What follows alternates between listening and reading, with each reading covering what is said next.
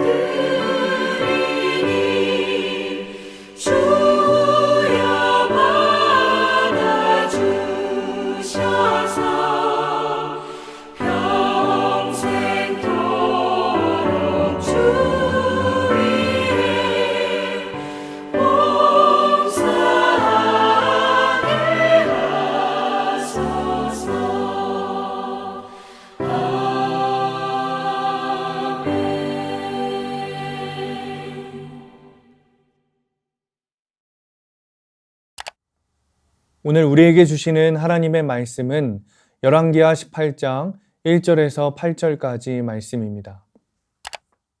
제18장 이스라엘의 왕 엘라의 아들 호세아 제3년에 유다 왕 아하스의 아들 히스기야가 왕이 되니 그가 왕이 될 때 나이가 25세라. 예루살렘에서 29년간 다스리니라. 그의 어머니의 이름은 아비요 스가리아의 딸이더라.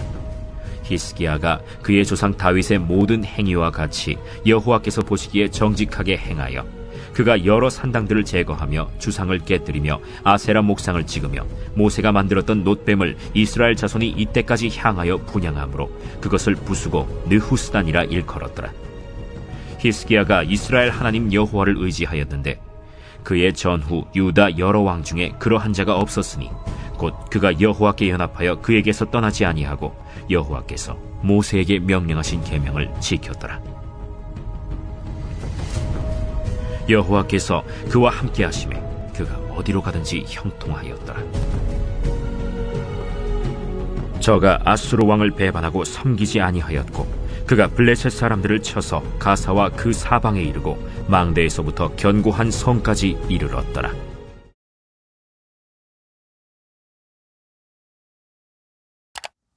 오늘 말씀 제목은 히스기야의 종교개혁입니다. 우리의 믿음은 매 순간 개혁되어야 합니다. 개혁이란 과거의 것을 새롭게 뜯어 고친다라는 뜻입니다. 히스기야가 왕이 되었을 때 나라의 경제는 어려웠고 윤리와 도덕은 심히 부패해 있었습니다. 이러한 나라를 바로 세우기 위해 히스기야가 한 일은 종교개혁이었습니다. 그는 조상 다윗을 본받아 하나님 앞에 새롭게 서기 위한 각오와 결단으로 개혁을 완성했습니다. 그렇다면 종교개혁을 강행한 히스기야의 결단은 무엇이었을까요? 첫 번째, 바른 신앙의 영향을 받기로 결단했습니다. 본문 3절입니다.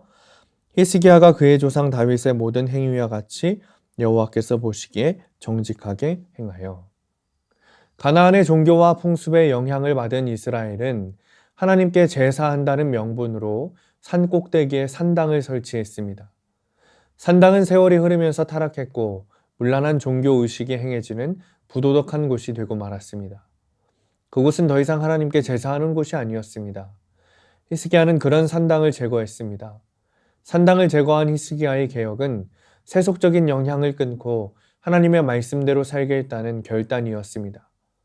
교회가 세속의 이념이나 가치의 영향을 받으면 능력을 잃어버립니다. 성도는 바른 신앙을 실천하기로 결단하고 그 결심으로 세상에서 빛과 소금의 역할을 감당하는 사람입니다. 악한 영향을 거부하고 하나님이 주시는 선한 영향을 다른 이들에게 전달하는 사람입니다. 두 번째는 과거의 경험을 떠나 현재의 간증으로 사는 결단을 했습니다. 본문 4절입니다. 그가 여러 산당들을 제거하며 주상을 깨뜨리며 아세라 목상을 찍으며 모세가 만들었던 노뱀을 이스라엘 자손이 이때까지 향하여 분향함으로 그것을 부수고 느흐수단이라 일컬었더라. 히스기야는 모세가 만들었던 구리뱀도 산산조각으로 깨뜨렸습니다. 백성들이 그것을 향하여 분향하는 모습을 보았기 때문입니다. 출애굽 때에 불평한 백성들이 불뱀에 물려 죽은 사건이 있었습니다. 백성들이 간구하자 하나님은 노뱀을 만들어 장대 위에 달게 하셨고 그것을 보는 사람은 살았습니다. 이 일은 700여 년이나 지난 일이었음에도 그들은 한참이나 지난 일을 기념하고 분향하고 있었습니다.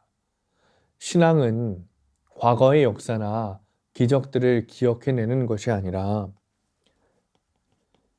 지금 여기서 하나님을 경험하고 그 간증으로 사는 것입니다. 과거의 역사는 귀한 일이지만 그것에 얽매여 살면 내 곁에 계신 하나님을 경험하지 못하고 미래를 바라보지 못합니다. 놋뱀이 계속 그들의 생명을 지켜주지 못했듯이 과거의 경험은 우리에게 영적인 힘이나 능력이 되지 못합니다. 세 번째는 풍요만 쫓던 마음을 하나님께로 돌리는 결단을 했습니다. 본문 7절입니다. 여호와께서 그와 함께 하심에 그가 어디로 가든지 형통하였더라.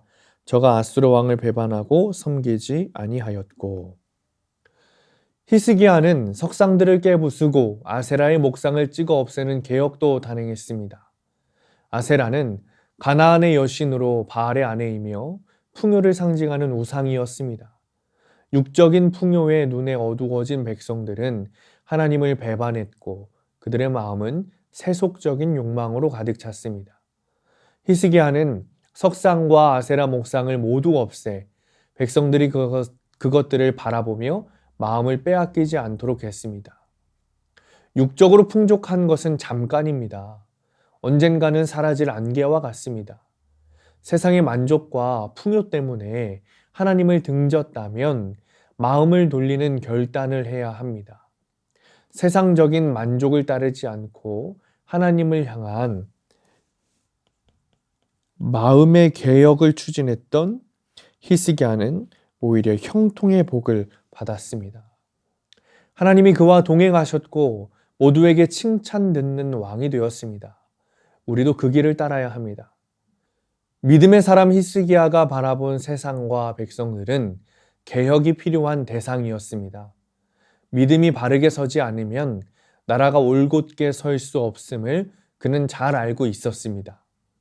믿음의 토대 위에 굳건히 설 때까지 우리도 하나님의 뜻에 내 삶을 맞추며 믿음의 개혁을 계속해야 합니다. 그러할 때 하나님께 인정받는 신앙인이 될 수 있습니다. 사랑하는 성도님들, 우리의 믿음은 계속해서 자라나고 증진되어야 합니다. 성화의 과정은 어느 한순간 이루어져 끝나는 것이 아니라 우리가 죽을 때까지 매진해야 하는 일입니다. 주님의 뜻에 따라 나의 삶과 마음을 개혁하고 히스기야에게 주셨던 축복을 누리는 성도님들 되시기를 축원합니다. 기도하겠습니다. 주님, 우리의 신앙이 개혁되기 원합니다. 우리의 믿음과 마음이 개혁되기 원합니다. 처음 주님을 만났던 그때의 어린아이와 같은 신앙을 벗어나 계속해서 주님만 만나고 주님과의 친밀한 교제를 통해 성장하기 원합니다. 주님, 우리의 믿음이 주님 앞에 바로 서고 주님이 기쁘실 때까지 우리의 믿음을 세워 주옵소서. 예수님의 이름으로 기도합니다. 아멘.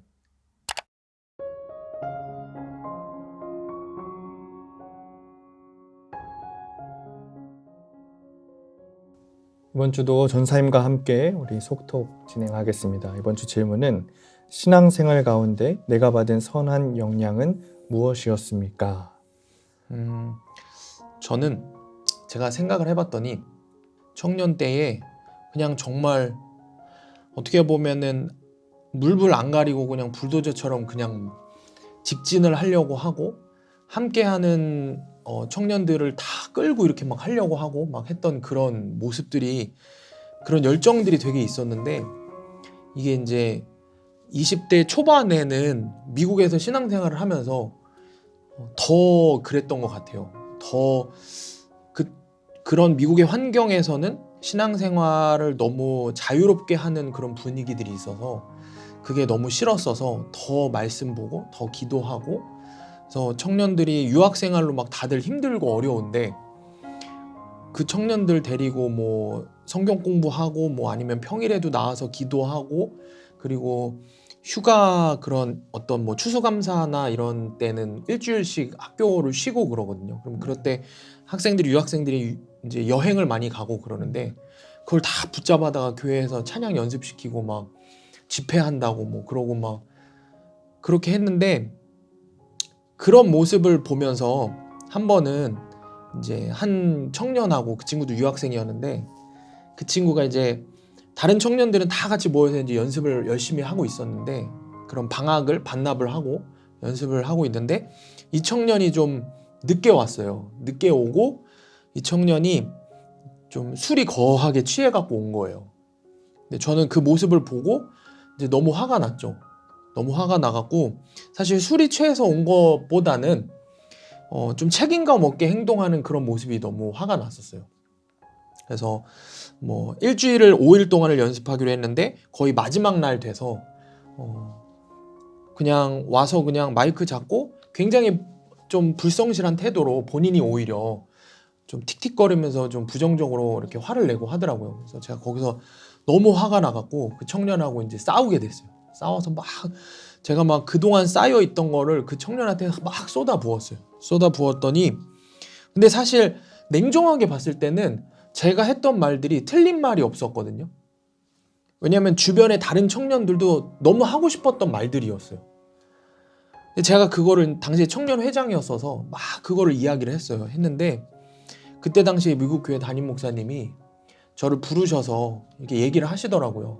얘기를 하시는데 아직도 기억에 남는 게, 목사님이 제 손을 붙잡고 웃으면서 이야기를 시작을 하셨는데 나중에는 이렇게 눈물이 글썽이시면서 이야기를 하시더라고요. 상록 청년이 그렇게 열심히 하는 게 참 고맙고 귀하다. 하나님이 정말 기뻐하실 거다. 예수님이 정말 기뻐하실 거다.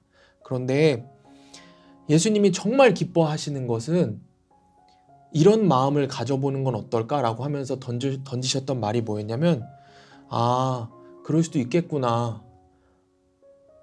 뭔가 이유가 있겠지 하는 이런 말들, 그럴 수도 있겠구나라는 이 말을 한번 먼저 던져보고 그 청년하고 이야기를 해보면 어떨까라는 이야기를 하시더라고요. 저는 그 문장이 제 마음에 너무 깊이 새겨졌어요. 그래서 그 목사님을 통해서 목사님이 주셨던 정말 큰 가르침이었거든요.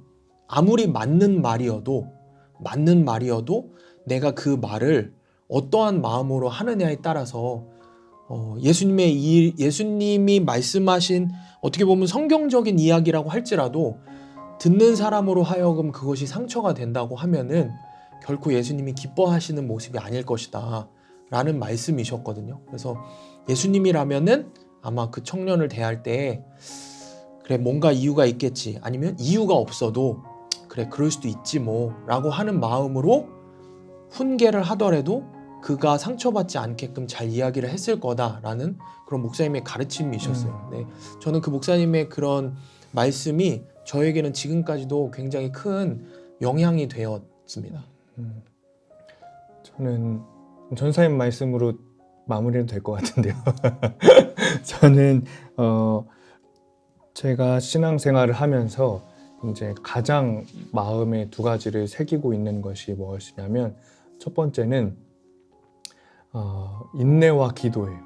그것은 어떤 사건이 있었냐면, 제가 대학 시절에 저희 아버지 교회에 이제 성도님들이 찾아오셨어요. 그래서는 이제 쪽지를 가지고 오셔서 한 10몇 가지의 조건들을 아버지한테 내밀었어요. 그러면서 이제 불만들을 이야기를 하는 거죠. 이렇게 해주셨으면 좋겠고, 이거는 싫고, 저거는 좋고, 이렇게 했으면 좋겠고, 이렇게 했으면 좋겠고. 근데 제가 보기에 굉장히 이제 부당하고 타당하지 않은 내용들과 조건이었고, 그리고 또 그 앞에서 말씀하시는 분도 교회의 사정을 다 아시는 분인데도 불구하고 이렇게 이야기할 수 있을까라는 마음이 제 안에 들었고, 사실 그 당시에는 굉장히 화가 많이 났어요. 그래서 방 안에서 이제 동생들과 어머니하고 같이 듣는데, 제가 뛰쳐나가려고 하니까 어머니가 붙잡으시더라고요. 그래서 나가지 못했는데, 이제 아버지께서는 화내지 않으시고 알겠다 말씀하시고 기도하시고 돌려보내시는 거예요. 그리고서는 어떻게 하셨냐면, 실제로 그 종이를 자신의 컴퓨터 위에다가 이제 압정을 박아서 보시면서 이게 성도들의 마음이라면 이걸 놓고 기도할 때 하나님께서 그들에게 깨닫게 하시는 마음이 있겠다라는 말씀을 하시면서 화를 참으시고 오히려 그것을 놓고 울면서 기도하시는 모습들을 봤어요. 그리고 결국에는 이제 그렇게 오셨던 성도님들이 시간이 흘러서 다시 와서 목사님께 잘못했다고 용서를 구하는 모습들을 봤어요. 그래서 인내하고 기도하면 하나님께서는 일하시고 바르게 가게 하신다라는 것을, 그 모습을 보고 이제 똑똑히 알았고, 그것이 제 마음 가운데 새겨져 있는 첫 번째 선한 영향력이고, 두 번째는 하나님이 말씀하신 것은 순종해야 한다라는 이제 제 마음에 새겨진 말인데, 어떤 일이 있었냐면, 이제 선한목자교회에서 수련목으로 사역할 때였어요. 제 마음 가운데 사실 그때 이제 굉장한 자만심도 있었고 여러 가지 일들이 있었어요. 그래서 기도하던 중에 제 마음에 있는 죄들을 주님께서 보게 하셨고, 제 마음에 이 교회를 이제 나가는 것이 나에게 더 좋은 것일 수도 있겠다라는 마음이 들었어요. 그 마음이 들어서 이제 그 당시 담임 목사님이셨던 유기성 목사님께 찾아가서 면담을 하는데, 사실 그 제 마음 가운데 작은 속마음은 그 목사님께서 저를 붙잡아 주시길 원했어요. 그 당시 되게 인정받았고, 그 당시 교회에서 가장 큰 행사들을 단독으로 치러내기도 했고, 그러면서 이제 좀 인정받고 올라오는 시간들이었기 때문에 목사님께서 잡으시지 않을까라는 기대감이 있었는데, 목사님께서는 그게 하나님의 말씀이 분명하다면 나가는 게 좋겠다라고 말씀을 하시는 거예요. 그게 하나님의 말씀이면 순종해야 된다라고 말씀하시는 걸 보면서 사람의 기대가 어땠든 사람의 생각이 어떠하든 주님께서 말씀하시는 것이 분명하다면 그것이 순종해야 하는 길이라고 생각을 하고 결과적으로 그렇게 순종하다 보니 주님께서 이끄시는 길로 저는 바르게 왔다고 생각하고 그리고 주님께서 원하시는 그런 마음과 길들이 분명해진 것 같아요. 그래서 여기까지 오게 하신 것 같고 제 마음에 그 두 가지가 선한 영향력으로 있는 것 같습니다.